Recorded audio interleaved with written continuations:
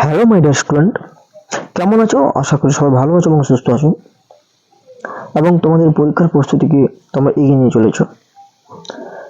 আমরা যে ABTA test paper যারা মাধ্যমিক দিচ্ছ এবছর 2025 তাদের জন্য আমি এবিটিএ টেস্ট পেপারের বাংলার প্রত্যেকটা পেজ একের পর এক কিন্তু এই সিরিজগুলো আনছি এবং প্রত্যেকটি প্রশ্নের উত্তর সমাধান করে দিচ্ছি। যারা এই আগের পেজগুলো দেখোনি তাদেরকে রিকোয়েস্ট করব প্লেলিস্টে গিয়ে আগের পেজগুলো দেখে নেওয়ার জন্য। ভিডিওগুলি আমি যে আনছি সব কিন্তু তোমাদের জন্য, তার কারণ অনেক পরিবারের সদস্য রয়েছে, ছেলেরা তারা নিজেরা অর্থের অভাবের জন্য কোথাও টিউশন বা কোচিং সেন্টারে ভর্তি হতে পারেনি এবং এই এবিটিএ টেস্ট পেপারের সমাধানগুলো করতে পারছে না। তাদের জন্য আমার এই আপ্রাণ প্রচেষ্টা। তাই এই টেস্ট পেপারের সমস্ত পেজের সমাধান আমি কিন্তু নিয়ে আসছি। তার আগে বলি, আরো যারা বিভিন্ন পদ্যাংশগুলি যারা বুঝতে পারেনি তাদেরও বলছি যে তারা প্লেলিস্টে গিয়ে দেখে নাও।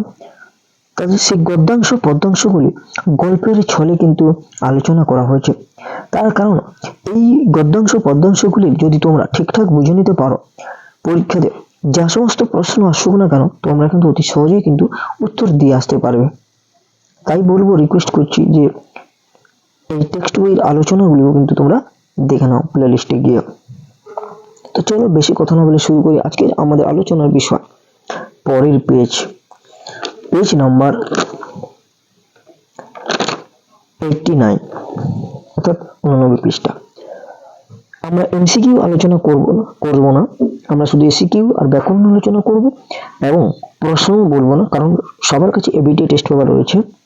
শুধুমাত্র আমি দাগ নম্বর দিয়ে উত্তরগুলোই বলে দিচ্ছি, তোমরা এই উত্তরগুলো একটু দেখে নাও। দেখো পেজ নম্বর 89, প্রথমে রয়েছে 2-1 উত্তরগুলি বলছি, শুধু দেখো। যে তপন কুমার রায়ের লেখা গল্পটি ছাপার অক্ষরে প্রকাশিত হয়েছে এবং তা হাজার হাজার মানুষের কাছে পৌঁছে যাওয়ার ঘটনাটিকে অলৌকিক ঘটনা বলা হয়েছে। অর্থাৎ তোমরা বুঝতে পারছো প্রশ্নটি কি হয়েছে, যে অলৌকিক ঘটনাটি কোন ঘটনাটিকে বলা হয়েছে। এবার দেখো, বাইজির ছদ্মবেশে হরিদার রোজগার হয়েছিল কত? বাইজির ছদ্মবেশে হরিদার রোজগার হয়েছিল মোট 8 টাকা 10 আনা। এবার দেখো 2-1 হচ্ছে যেটা, যে যতদিন অপূর্বের বাড়ি থেকে মা কিংবা কোনো নারী আত্মীয়র সঙ্গে পৌঁছান এসে পৌঁছান এবং বাসার উপযুক্ত ব্যবস্থা না হয় ততদিন ছোট বোনের হাতের সামান্য মিষ্টান্ন অপূর্বকে গ্রহণ করতে হবে।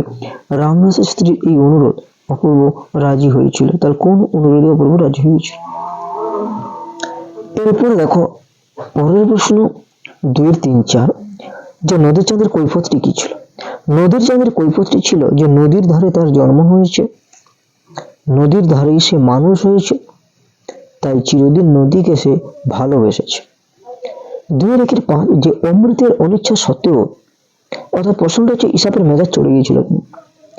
উত্তর হচ্ছে যে অমৃতের অনিচ্ছা সত্ত্বেও কালিয়া যখন অমৃতের সাথে জোর করে কুস্তি লড়ে তাকে মাটিতে ছুঁড়ে ফেলে দেয় তখন ইসাপের মেজাজ চলে যায়। এরপর দেখো 2-1, সিংহদ্বার বলতে কি বোঝানো হয়েছে? যে সিংহদ্বার বলতে একদিকে যেমন সাগর তীরে অবস্থিত ব্রিটিশ শাসিত ভারতকে বোঝানো হয়েছে, তেমনি অন্যদিকে আন্দামানের সেলুলার জেলকেও ইঙ্গিত করা হয়েছে। 2-2, যে অস্ত্রের বিরুদ্ধে গান কবিতায় কবি হাত নাড়িয়ে কি তাড়ান? বুলেট তাড়ান। 2-3, প্রদোষকাল শব্দের অর্থ কি? প্রদোষকাল শব্দের অর্থ হলো সন্ধ্যাবেলা। 2-4, রক্তের এক আগ্নেয় পাহাড়ের মতো যুদ্ধ হলো, অর্থাৎ যুদ্ধ কিভাবে এসেছে? যে রক্তের এক আগ্নেয় পাহাড়ের মতো যুদ্ধ হলো। এবার দেখো অম্বুরাশি সুতা বলতে কি বোঝানো হয়েছে? যে অম্বুরাশি সুতা বলতে ইন্দ্রজিতের ধাত্রী মাতা প্রভাসার ছদ্মবেশী দেবী লক্ষ্মীকে বোঝানো হয়েছে। এবার দেখো 2-3-1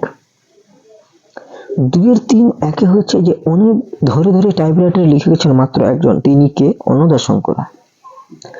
যে অনেক ধরে ধরে টাইপরাইটারে লিখে গেছেন মাত্র একজন, তিনি হলেন অন্নদা শঙ্কর রায়। এরপর হচ্ছে 2-3-2, যে বাংলায় একটা কথা চালু ছিল, কথাটি কি ছিল? কথাটি হলো যে কালি নেই কলম নেই বলে আমি মুন্সি। এই সমস্ত প্রশ্নের উত্তর কিন্তু তোমরা একটু ভালো করে দেখে নেবে। এরপরে দেখো পরের প্রশ্নের অ্যান্সার, যে হিমালয় যেন পৃথিবীর মানদণ্ড উক্তিটি কার? হিমালয় যেন পৃথিবীর মানদণ্ড উক্তিটি মহাকবি কালিদাসের। এরপরে দেখো 2, 3, 4, যে বিজ্ঞান আলোচনার জন্য যে রচনা, অর্থাৎ প্রশ্নটি হচ্ছে যে দোষের কথা বলা হয়েছে, দোষটি কি ছিল? যে বিজ্ঞান আলোচনার জন্য যে রচনা পদ্ধতি প্রয়োজন তা অনেক লেখক এখনো আয়ত্ত করতে পারেননি। অনেক স্থানে তাদের ভাষা আড়ষ্ট এবং ইংরেজি আক্ষরিক অনুবাদ হয়ে পড়ে। এখানে এই দোষের কথাই বলা হয়েছে, অর্থাৎ কোন দোষের কথা এখানে প্রাবন্ধিক বলেছেন। এরপরে আমরা চলে যাব, সেটি হচ্ছে 2 এর 4, অর্থাৎ ব্যাকরণের দাগ। কিন্তু তার আগে বলি, যারা নতুন এসেছো প্লিজ চ্যানেলটিকে সাবস্ক্রাইব করে দাও, কারণ চ্যানেলটিকে যখনই সাবস্ক্রাইব করবে, সাবস্ক্রাইবের পরিমাণ বাড়লে তখন ইউটিউব ভিডিওটি বিভিন্ন ছাত্রছাত্রীদের কাছে আরো প্রচুর পরিমাণে পাঠিয়ে দিবে। তখন আমার যে প্রচেষ্টা, যে বিভিন্ন ছাত্রছাত্রীর কাছে পৌঁছে যাওয়া, এটা কিন্তু সার্থক হবে। যারা দুস্থ পরিবারের ছাত্রছাত্রী, অর্থ কষ্টে বা অর্থাভাবে তারা পড়তে পারছে না, বিভিন্ন জায়গায় কোচিং নিতে পারছে না, কোথাও টিউশন নিতে পারছে না, তাদের জন্যই কিন্তু আমার এই প্রচেষ্টা। তাই শুধু টেস্ট পেপার নয়, আমি ক্লাস 10-এর বিভিন্ন রকমের গদ্যাংশ পদ্যাংশ আলোচনা করে রেখেছি। প্লেলিস্টে গিয়ে তোমরা সেগুলা দেখে নাও, তোমাদের আশা করি খুব উপকারে আসবে বলে আমি মনে করি। তো চলো তারপরের দাগগুলো আমরা দেখে নিই। দেখো তারপরে রয়েছে যে সমধাতুজ কর্ম, এটা কাকে বলে? দেখো সমধাতুজ মানে সমান ধাতু থাকবে, কর্মও থাকবে, অর্থাৎ ক্রিয়া এবং কর্ম একই ধাতু থেকে নিষ্পন্ন হবে, অর্থাৎ সমান ধাতু বললাম। এইভাবে ব্যাকরণ সুন্দরভাবে আলোচনা করা রয়েছে, তোমরা প্লেলিস্টে দেখে নিতে পারো।